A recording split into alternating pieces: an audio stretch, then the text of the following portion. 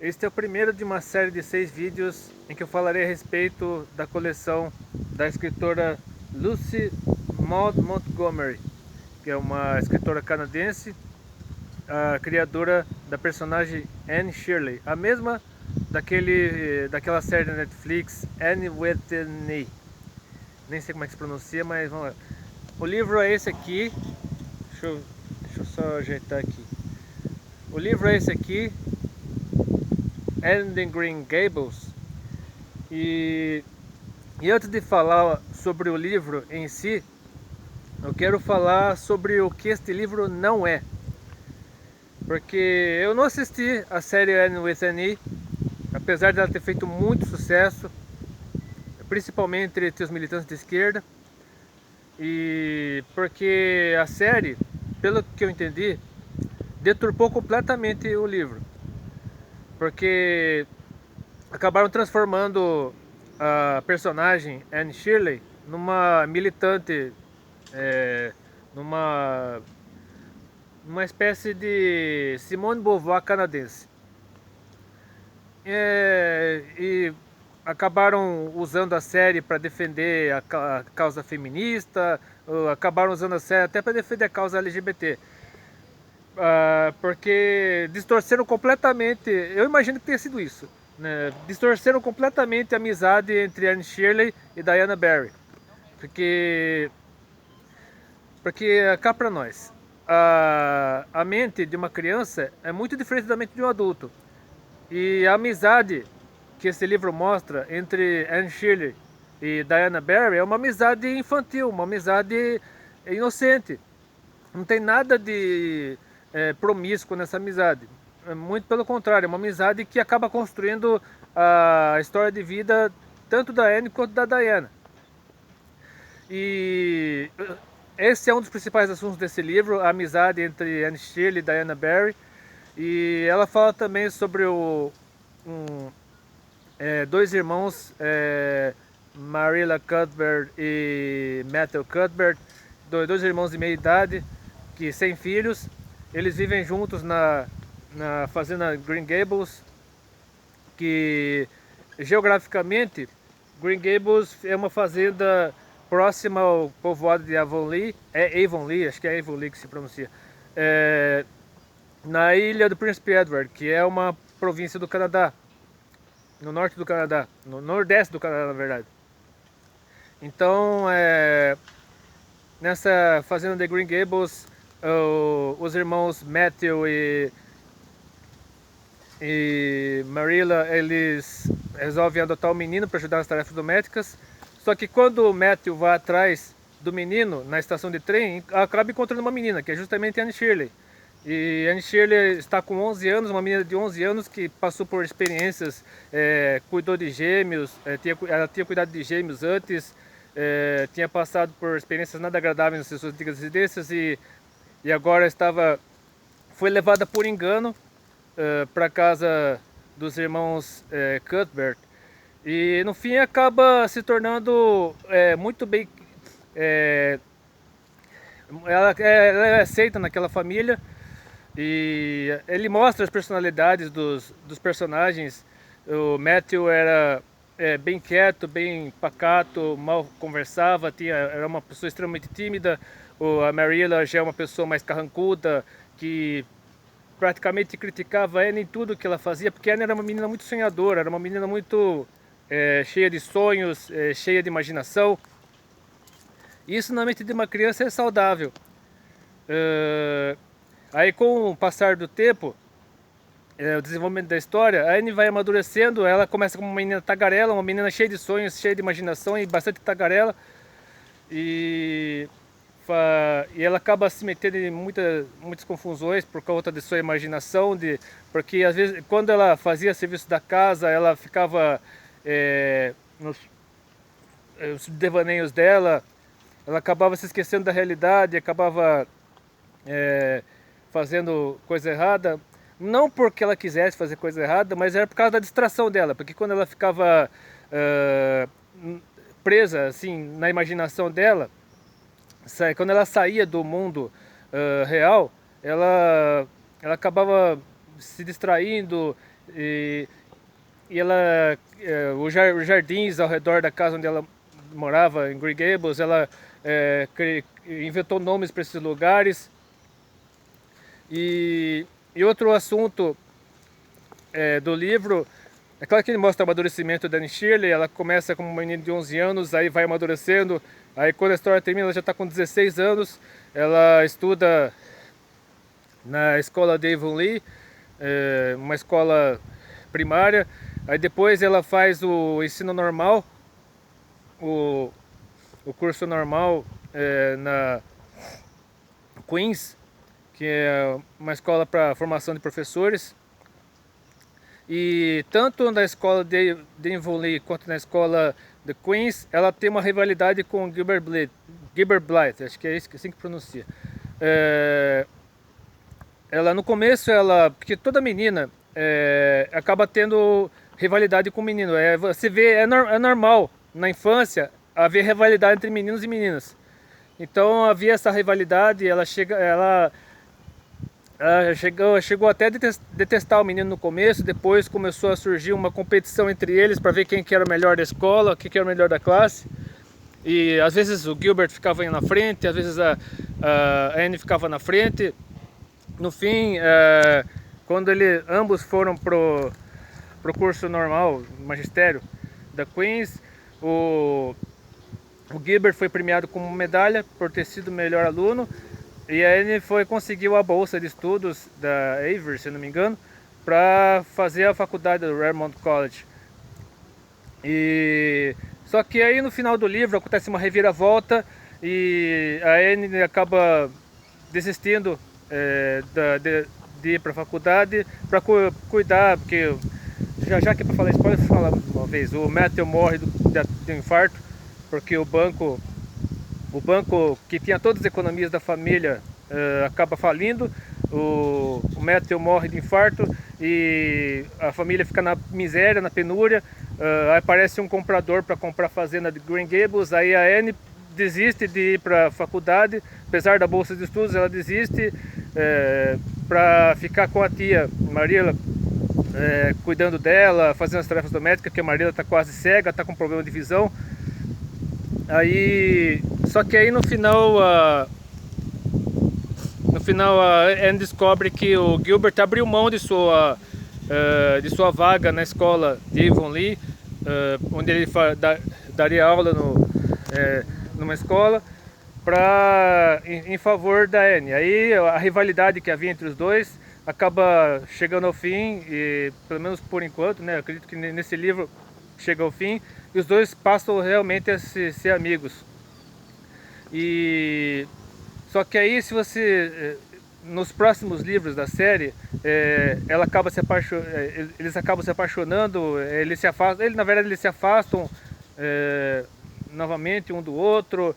Aí no fim o Gilbert fica doente, e a Anne fica com medo dele morrer sem que ela contasse para os seus sentimentos. Aí no fim os dois ficam noivos, se casam, formam uma família com 7 filhos, e enfim.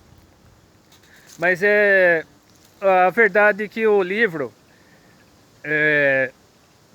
esse livro, desculpe pela minha rinite, porque eu estou com rinite, muito ruim na rinite hoje, mas a verdade é que esse livro fala sobre a infância, os sonhos de criança, a imaginação de uma criança órfã que acaba sendo adotada por um casal de irmãos de meia idade. Aí no fim ela acaba amadurecendo com o passar do tempo. De menininha tagarela de 11 anos ela passa a ser uma mulher prematuramente amadurecida por conta dos problemas da vida, e com 16 anos, e tendo que abrir mão dos seus sonhos momentaneamente para poder cuidar da tia.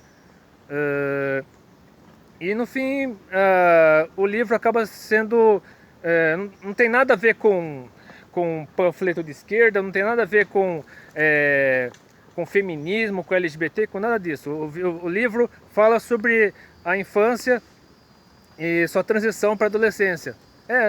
O amadurecimento de uma menina, na verdade. Ele fala sim sobre assuntos que na época que o livro foi escrito em 1890, se não me engano,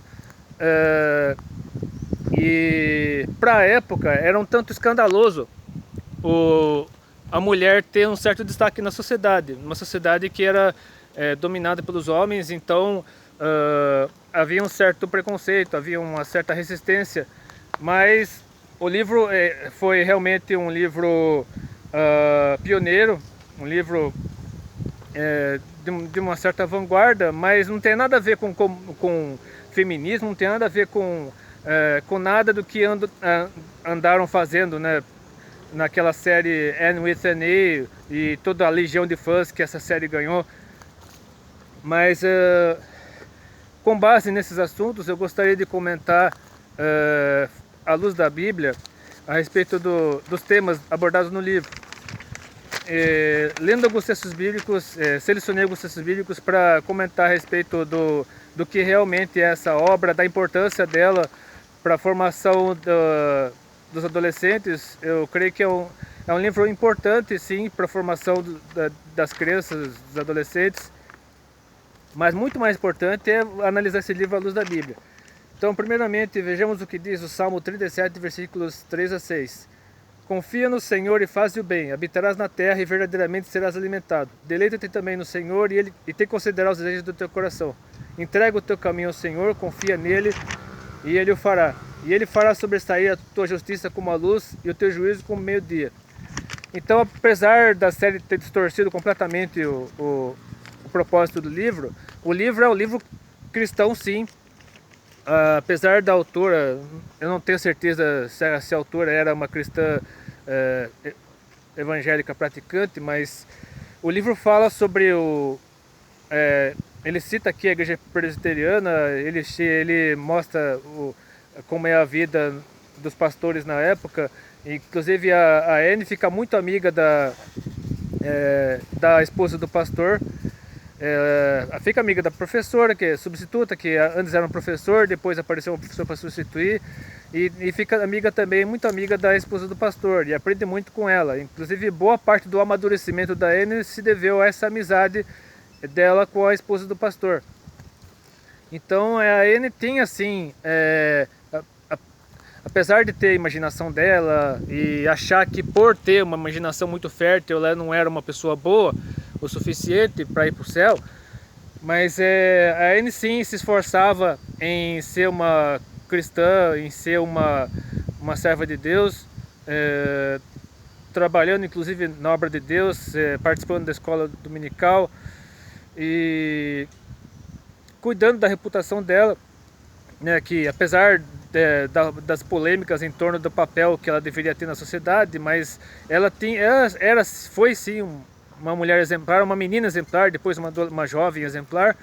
Aí nos livros seguintes aí veremos se isso continuou ou não, mas pelo menos aqui neste livro ela sai de uma menina de 11 anos, inocente, tagarela, cheia de sonhos, cheia de imaginação, para uma adolescente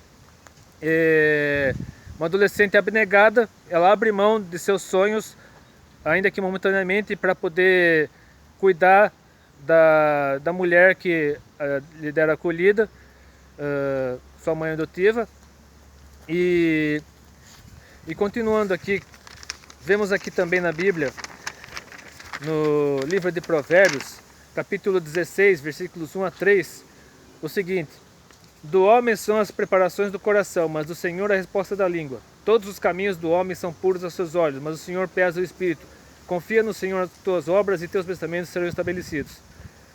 Aqui fala também sobre colocar a vida nas mãos de Deus, deixar que a vontade de Deus, que Deus dirija seus caminhos, Deus dirija todos os seus projetos, seus sonhos e amadureça, a pessoa amadureça e permita que Deus molde o caráter, mude o que tiver que ser mudado, porque a vontade de Deus é sempre boa, perfeita e agradável. Deus sempre deseja o melhor para nós, apesar de muitas vezes não reconhecermos isso. E sobre a juventude, né, a adolescência, a juventude, que também são retratadas no livro, né, a transição entre a infância e a adolescência, diz lá no livro de Eclesiastes, capítulo 11, versículos 9 a 10. Alegra-te, jovem, na tua mocidade, recreia-se o teu coração nos dias da tua mocidade, e anda pelos caminhos do teu coração e pela vista dos teus olhos. Sabe, porém, que por todas essas coisas te trará Deus a juízo. Afasta, pois, a ele do teu coração e remove da tua carne o mal, porque a adolescência e a juventude são vaidade.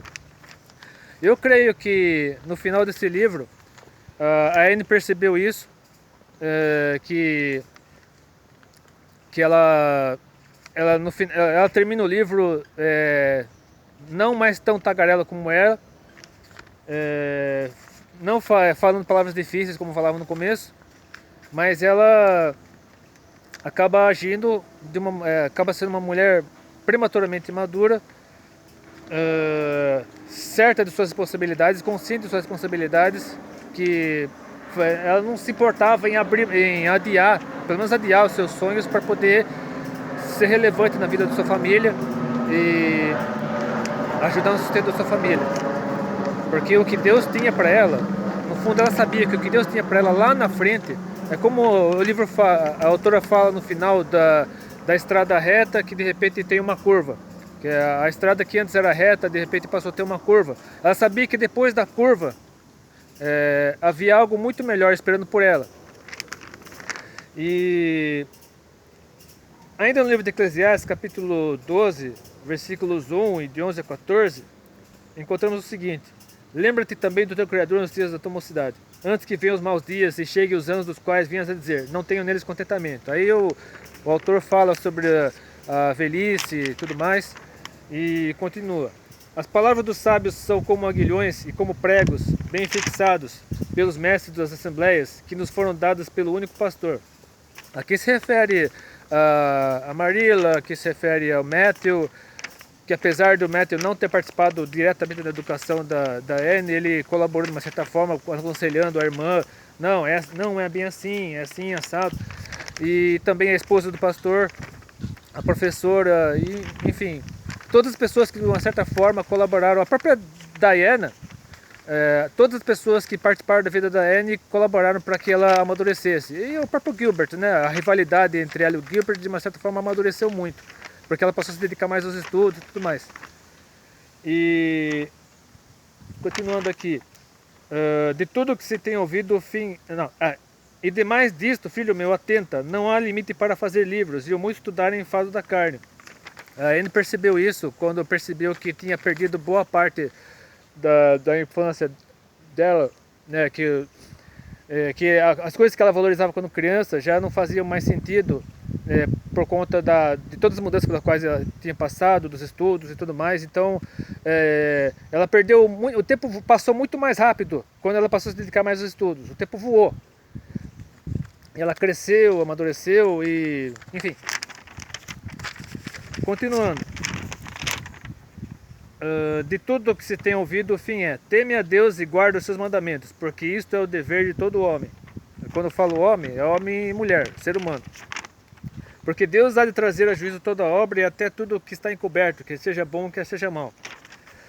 Agora, olhando aqui no Novo Testamento, eu selecionei dois textos. Primeiramente, Jesus falando a respeito da inocência da criança, valorizando a inocência da criança, que aparece no começo desse livro. Mateus 18, versículos 1 a 5, diz o seguinte: naquela mesma hora chegaram os discípulos ao pé de Jesus, dizendo: quem é o maior no reino dos céus? E Jesus, chamando o menino, o pôs no meio deles e disse: em verdade vos digo que, se não vos converterdes e não vos fizerdes como meninos, de modo algum entrareis no reino dos céus. Portanto, aquele que se tornar humilde como este menino, este é o maior do reino dos céus. E qualquer que receber em meu nome um menino, tal como este, a mim me recebe. Aqui Jesus valorizando a inocência da criança, a pureza da criança, que pureza e inocência, essas que devem permanecer, inclusive depois que a pessoa amadurece. E a Anne, apesar de ela ter amadurecido, apesar de ela ter crescido, dela ter perdido parte da imaginação dela, mas ela continuava tendo boa parte da personalidade dela de criança, boa parte dos valores dela de quando ela era criança, continuou na vida dela, mesmo com a chegada da adolescência. Mas é importante que a maturidade venha assim, como diz aqui na primeira carta dos Coríntios, capítulo 13, versículo 11. Quando eu era menino, falava como menino, sentia como menino, discorria como menino, mas logo que cheguei a ser homem, acabei com as coisas de menino. Aqui fala sobre a imaturidade. Não fala sobre inocência, pureza, mas fala sobre a imaturidade, que o próprio apóstolo Paulo complementa aqui na mesma primeira carta aos Coríntios, só que no capítulo 14, versículo 20. Irmãos, não sejais meninos do entendimento, mas sede meninos na malícia e adultos no entendimento. Ou seja, devemos continuar com a pureza e inocência das crianças, mas sendo maduros no entendimento, que é o processo pelo qual a Anne passou nessa história.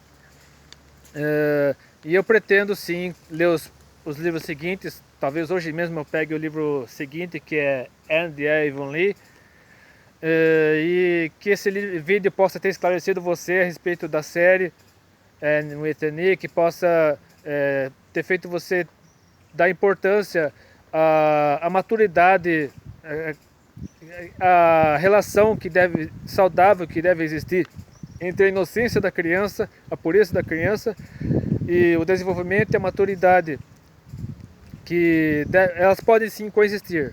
A inocência da criança pode coexistir com a maturidade do adulto, e que isso possa servir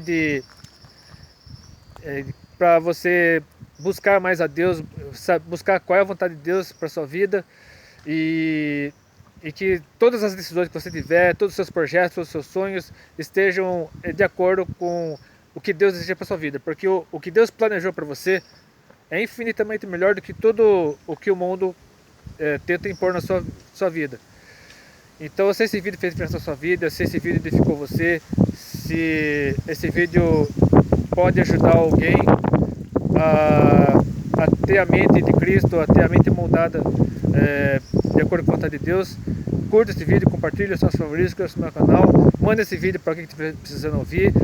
Se você conhecer alguém que está lendo esse livro, manda esse livro para essa pessoa. Deus abençoe, Deus oriente, e até depende, se quiser.